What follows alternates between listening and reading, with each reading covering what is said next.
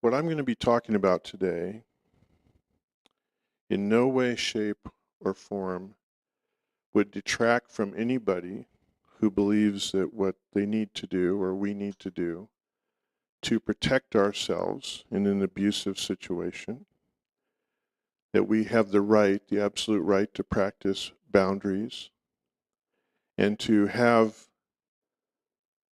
physical relationships with those we choose to. And those we choose not to, we do that as well. I know that sounds very mysterious, but I think it will unfold here in a moment as to what I mean by that. Every single one of you has a right to have the people in your lives physically that you want in your lives, and those that are not healthy or skilled, and you choose not to have them in your lives. You have all the permission in the universe to do that. That's called empowerment. All right. Now that I've got your attention. A few years ago, I know that this was before the fire, so some years ago, I needed to go to Seattle. I had a couple of sons who lived there. And there comes a time where your children are in the world and you don't stop being a parent. I don't think you ever stop being a parent. I was just having this conversation with someone like this morning. It's like sometimes when we actually get to lay our eyes and our hands on our kid who might be middle-aged, we just go hug the stuffing out of them and check them out and make sure they're okay and get them in the house and have them eat some carrots, you know what I'm saying, and get a good night's sleep, and we want to know what's going on with them, The best sleep in the world, no matter, I mean, even if you have great sleep and your life is good, sometimes the best sleep in the world, if there's a kid out there that you're kind of thinking about and wondering about, and you're reading a lot of texting and a lot of emails and stuff like that, and you get them into your house and they're going to spend the night and they're off in their room, and you just sleep like a baby, just because they're here, they're under the roof, and they're not running amok, right? Okay. I remember talking to a person one time who had young children, and she was, he and she were just, oh my God, they're running, they were like 4 or 5 years old. They're just running us ragged. Oh my God, once they turn 2, and they looked at me, Andy, does it get any better? Oh my God, it must be so great to have adult children. I said, you've got to be kidding. You have no idea. Because when they leave and they have a driver's license and keys and they have an apartment and they have partners and they have jobs and they have, oh my God, you have no idea. You have no idea what that's like. So I was heading in, I needed to head to Seattle to be a dad. And it was a year where I went in February, and so it was really, really cold and icy and snowy throughout Northern California, Oregon, and up north. And of course, if a lot of you have traveled, going north, that whole thing of I-5 up there around Wairika and stuff, and it's like, that's where the trucks will stop for days and all this stuff. And so I was just hoping that I-5 was going to be okay, and sure enough, a big storm came in. So I had arranged for the time off. Besides, I wanted to get up there, and I got very strong-willed about it, So I got in my car, which was not an RV. It was kind of a little car. And I thought, what I'm going to do? I am going to head west and get on 101 and get that out there on the coast, and I'm going to take it up through Oregon and find my way over to somewhere where I'll listen to the radio and what I mean. This is obviously I don't know if I had a cell phone. Doesn't matter. And so, but it was pre all this stuff we have now. So I get up really early. I think it was a Saturday morning. I mean, like 4 o'clock in the morning, because I knew I was adding a bunch of time to it. And so I get over there. I go through Clear Lake, get on 101. I start heading north. And oh man, it was just like there was rain coming, and and when you get up there, you're heading towards the north coast, and you think, well, in my mind, it's kind of a kind of a straight shot, but no, there were some hills and curves and forests and there were elk. Oh my God, elk! What? That's like a deer horse. You know what I'm saying? You come around a corner and it's just looking at you. Oh my, please stay there. Oh my God, my little Japanese car is not going to win. I would hit you. You would walk away. I would be, and so anyway, I went through miles of that, and so I'm driving, and I'd go through, sleet and rain and frost on the side of the road, and I'd sometimes do this, and I go, oh my God, and no chains, no anything, God, the kids should have been visiting me, you know what I'm saying? They had it more together than I did. But anyway, so I get up there and I get above Crescent City. I'm going over into Oregon, and I'm realizing all of a sudden that I am just a ball of just stress.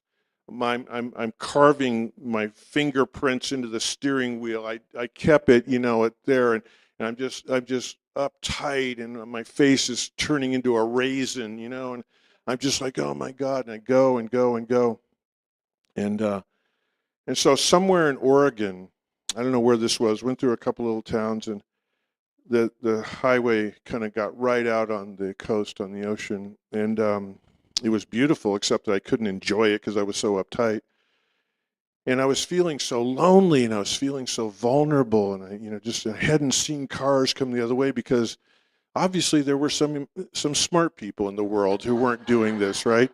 And so anyway, so I'm making some curves around the coast, and I look up, I don't know how many miles, because you could see the ribbon of the road up there, and there was this huge shaft of pure sunlight just raining down on the freeway or the road and the beach, and it's like, oh my God! So I drove and drove, and I actually got into that huge shaft of sunlight, and I just whipped over. I went clear across the other lane and just got out there by the guardrail and pulled over. I'm heading in the wrong direction, and it's like I didn't care. If something were coming the other way, I just would have gone. It was crazy. So I stopped my car and I peel my hands off the wheel and put the shifter forward, and I stepped out that door. And when I got out, I realized how much my body hurt. I just hurt from all that stress, and I kind of unwound my big self. And I got out in that sunlight, and I just looked right up in it, and it was, the Oregon coast with all those gray, milky clouds, and they had broken right at this place and came over. And I'm standing there, and I just looked up in it, and I closed my eyes, and you know how sunlight comes through your eyelids, and there's that color. I felt the warmth. I had a jacket on. I opened it up. I was just there. It was just, I felt like I was the only person in the world that this sunlight was for. And in that moment,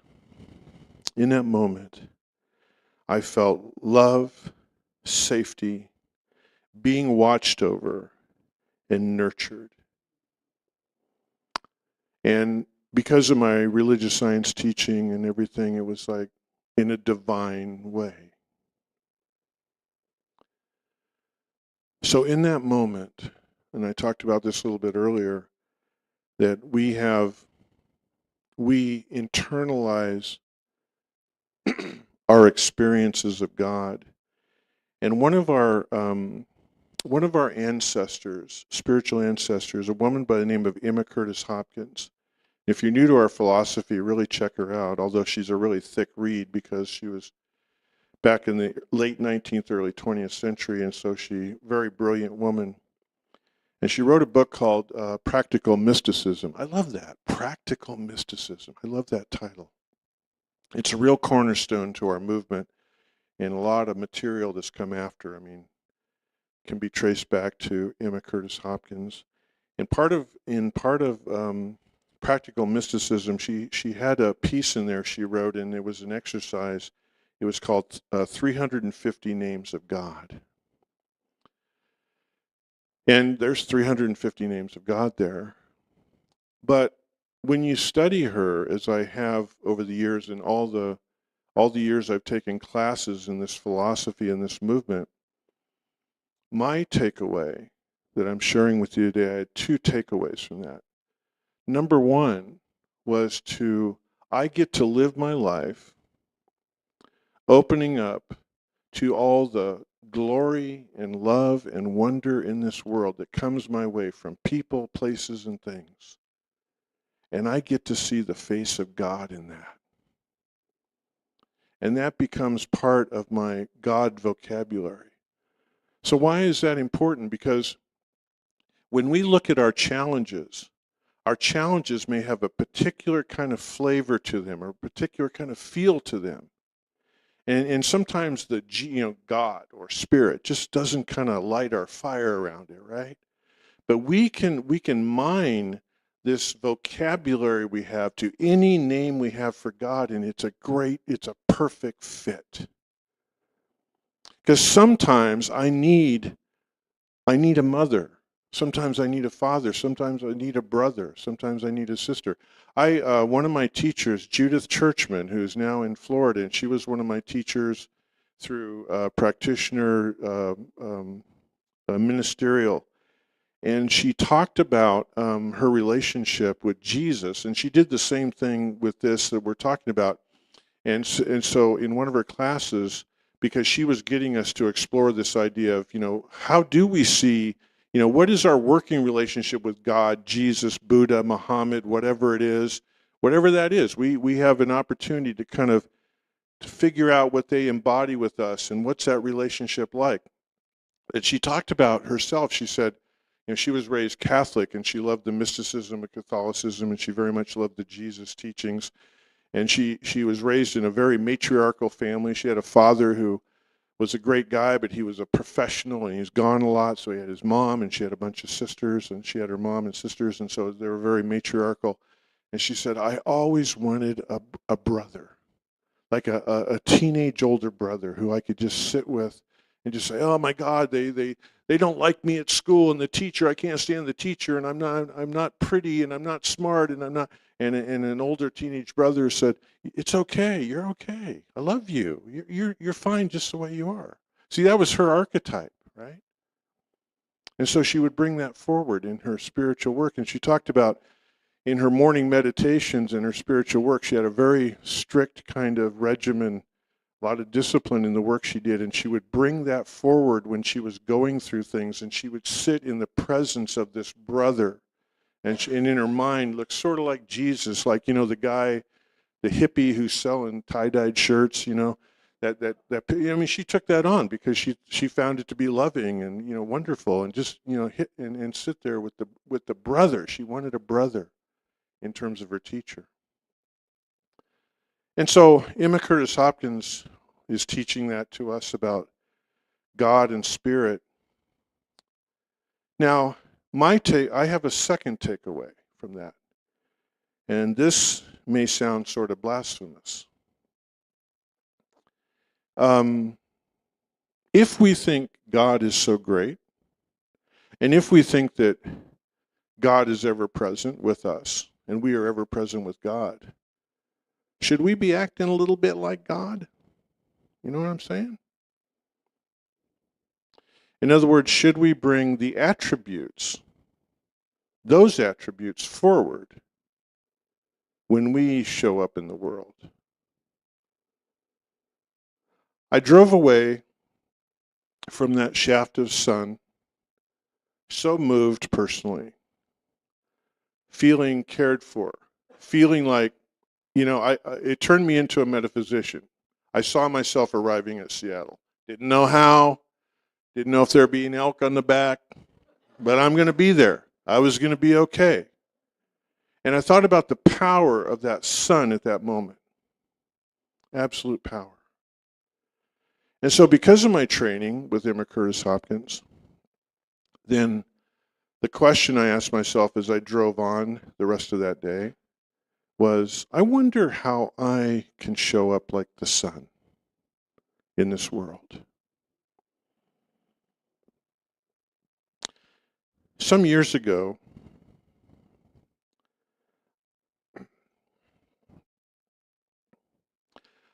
I was working with a young man who had traveled a difficult journey in this world, to put it bluntly.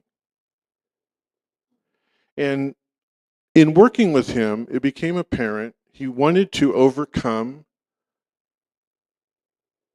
to put it bluntly, he wanted to overcome the unhealthy and unskilled ways he'd been living his life that were creating a real mess for himself.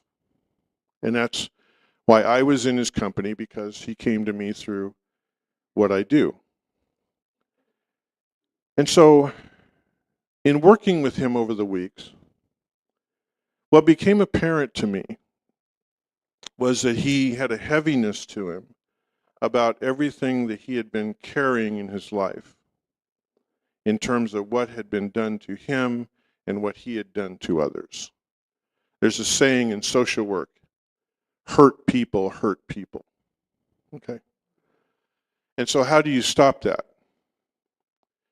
You say, when hurt people can stop hurting people. That's how it stops. And so, in taking in his energy and his story and sitting with him and in the angst, I felt like we should go in the direction of forgiveness. Self-forgiveness, forgiving others. And he was really struggling with that. He was really struggling with the concept and struggling with the ability, or maybe even, the wanting to do it or anything. And so he was becoming somewhat obstinate about this, which is fine. I get it, And so in sitting with him, I was thinking, okay, what kind of an approach could I suggest that might break this? We were kind of log jammed up there. And so I asked him, I said, what does it feel like when you've been forgiven? He said, I don't know. I said, why don't you know? He said, because they never have. Well,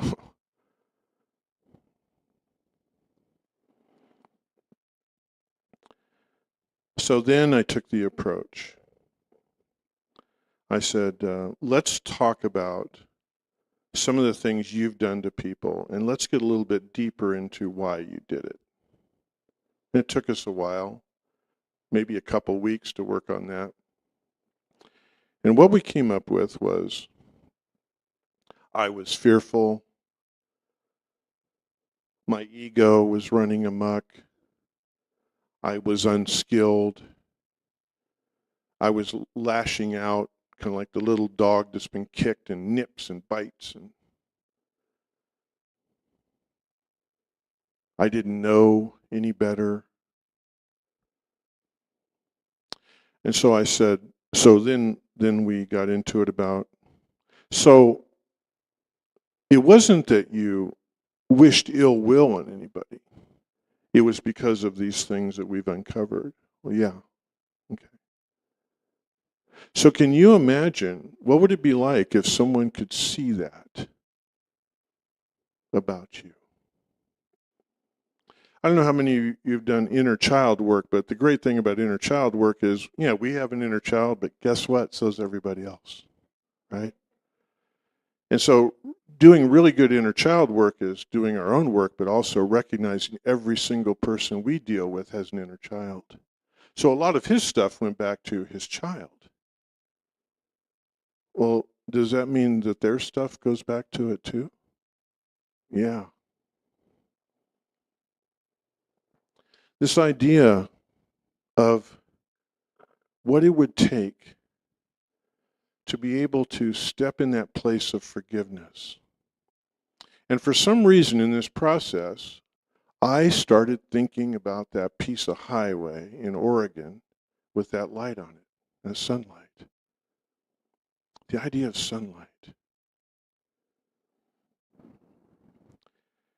There's a book that I found recently. I'm sure a lot of you have heard of this concept. It's been big for a while in our teaching. It's called Ho'oponopono. Probably not saying it right. Okay. And this book is written by Ulrich E. Dupree. I'm going to be honest, I'd love to see the bookstore here carry it. Just saying. Okay. So this is wonderful. I've been exposed to this teaching in conferences and workshops, and this individual does such a great job. So now, let's pull this together.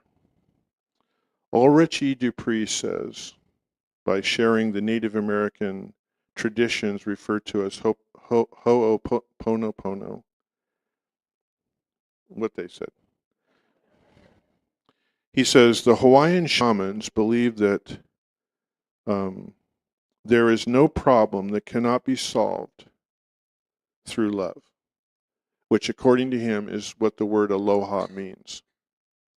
Now, I know, I consulted an expert this morning on aloha, and they said you can say goodbye, you can say hello, but he also confirmed that it is about love. So I want you to think about this for a moment. Aloha, you're coming to me. Aloha, I love you. You're going away. Aloha, I love you. Absolute love, right? However hopeless it may be, the reason for this is the greatest power in the universe. Just as there is no darkness in the sun, there is no negativity in love. None. And this is the reason why love expressed as forgiveness can heal all. Let's boil this down. The gentleman I'm working with, what's wrong? There's no love. He ain't feeling no love. He's not giving it. He's not feeling it. It's not in the picture. Can you imagine what it would be like if we could materialize one of those people who he had harmed because he was angry, because he was unskilled, because he was fearful, and we could get him to squeak out an apology? What would it be like if they said, I love you, I forgive you? Can you imagine that?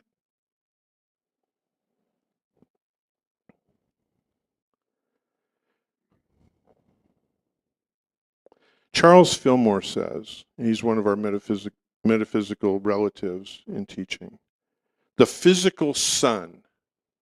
Now, Emma Curtis Hopkins says, whenever you come up with a word that means God, you must capitalize it, because it doesn't matter. Now it's a name, so you capitalize it. So when Charles Fillmore said the physical sun, he capitalized that. The physical sun represents the realm of consciousness that has been illumined by spirit alone. Divine love loves for the sake of loving. Divine love loves for the sake of loving, not concerned with what or who it loves, nor with a return of love. Like the physical sun, its joy is in shining forth its nature. Oh my God. Little old Andy up there on the coast.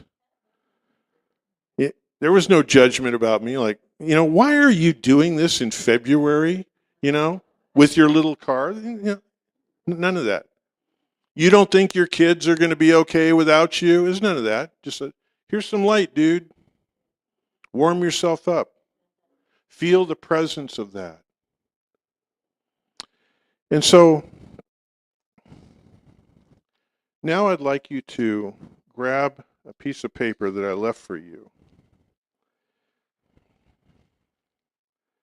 And I'm going to do a role play with you this morning. And we're going to do this 3 times. Now, I'm a real 3 times freak because I believe in the Holy Trinity, mind, body, and soul. And so when we say anything, we take it into our mind, we take it into our body, and we take it into our soul. So we're going to do this 3 times. Now, this is what I'm going to do. I'm going to imagine I am going to be standing in for the type of person that I described to you, or myself, because I could use some forgiveness too. All right. Anyway, and I'm going to say something to you as a group, as an individual. And when I point to you, I'm going to ask you all to say this And then I'm gonna do my part 3 times. You're gonna do your part 3 times. All right.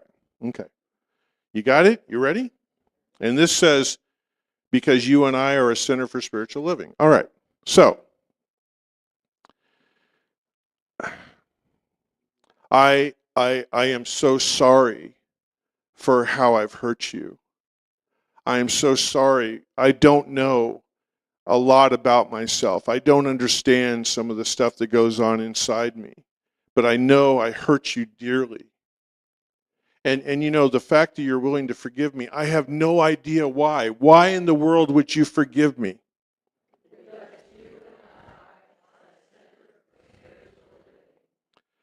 I understand that I have caused you incredible pain. I understand you may have projected all kinds of horrible things on me, which I probably deserve for what I did. And now you're saying you can forgive me. I don't understand why.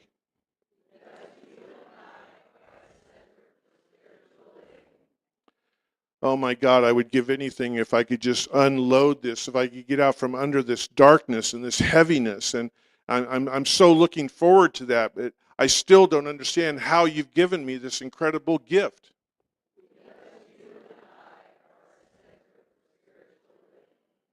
All right. So, is someone in the booth?